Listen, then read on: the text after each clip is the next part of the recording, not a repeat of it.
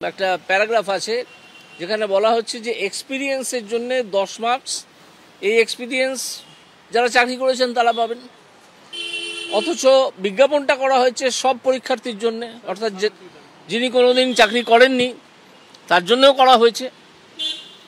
তাহলে যারা কোনোদিন চাকরি করেননি তারা এই 10 মার্কসে একও পাবেন না। তাহলে তারা যদি, তাদের কথাটা ভাবুন, যারা নতুন ক্যান্ডিডেট হবেন তারা এই 10 মার্কসে এক পেলেন না, পিছিয়ে গেলেন, পরীক্ষা থেকে আউট হয়ে যাবেন, কম্পিটিটিভ এক্সামিনেশন। দ্বিতীয় হচ্ছে, পরের বছর যখন আবার তারা বসতে যাবেন আবার সেই কিছু পাবেন না ওই 10 নম্বরের, কারণ তারা তো চাকরি পাননি, তাদের 1 নম্বরও তাদের ভাড়ারে জমছে না এক্সপিরিয়েন্স। তৃতীয় বছর সেখানেও ভাড়ারে কিছু জমলো না, চতুর্থ পঞ্চম ষষ্ঠ তার মৃত্যুদিন অবধি তার ভাড়ারে কিছুই জমলো না।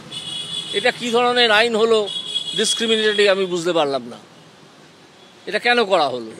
যদি প্রায়র টিচিং এক্সপিরিয়েন্সের নাম্বার দিয়েই দেওয়া হয় 10 নাম্বার, একজন ব্যক্তি যিনি শিক্ষক তিনি আগে থেকেই 10 নাম্বার পেয়ে বসে যাচ্ছেন, যেমন ধরুন যদি 5 বছর হয় তার এক্সপিরিয়েন্স, তাহলে সে কিন্তু এই নিয়োগ প্রক্রিয়ায় সে অনেকটা এগিয়ে যাচ্ছেন। ফলে নতুন যারা ফ্রেশ ক্যান্ডিডেট তাদের চাকরি পাওয়ার সম্ভাবনা প্রায় নেই বললেই চলে। ওরাল ইন্টারভিউ এবং লেকচার ডেমনস্ট্রেশনের নাম্বার 10, 10, 20, এই 20 কিন্তু সম্পূর্ণভাবে স্বেচ্ছাধীন ক্ষমতা। এখানে রিটেন এক্সামিনেশনের বাইরেও ইন্টারভিউ এবং লেকচার ডেমনস্ট্রেশনের ক্ষেত্রে 20তে 20 দিয়ে মার্কস ম্যানিপুলেশন করে বা অর্থের বিনিময়ে, তাহলে সে অনেকটা বেশি অ্যাডভান্টেজিয়াস পজিশনে থাকবে।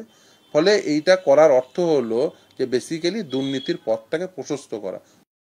যারা ধরুন পরীক্ষায় বসবেন 2016 সালের পরীক্ষার্থী, তাদের হওয়া উচিত ছিল 2016 সালের রুলে, নতুন করে রুল করে 2025 সালে করছে। অ্যাডভার্টাইজমেন্টে কারা পরীক্ষা দেবে আর কারা পরীক্ষা দিতে পারবে না তার কোনো স্পেসিফিকেশান নেই, কারা টেন্টেড আর কারা আনটেন্টেড। কারণ সুপ্রিম কোর্ট খুব স্পেসিফিক্যালি বলেছে টেন্টেড ক্যান্ডিডেট তারা পরীক্ষায় বসতে পারবে না। খুবই এভিডেন্ট এটা দাঁড়িয়ে যাচ্ছে যে টেন্টেড ক্যান্ডিডেটদের বাকি 10 নম্বর যে টিচিং এক্সপিরিয়েন্সের সুবিধাটা সেটাও দিয়ে দেওয়া হয়ে গেল।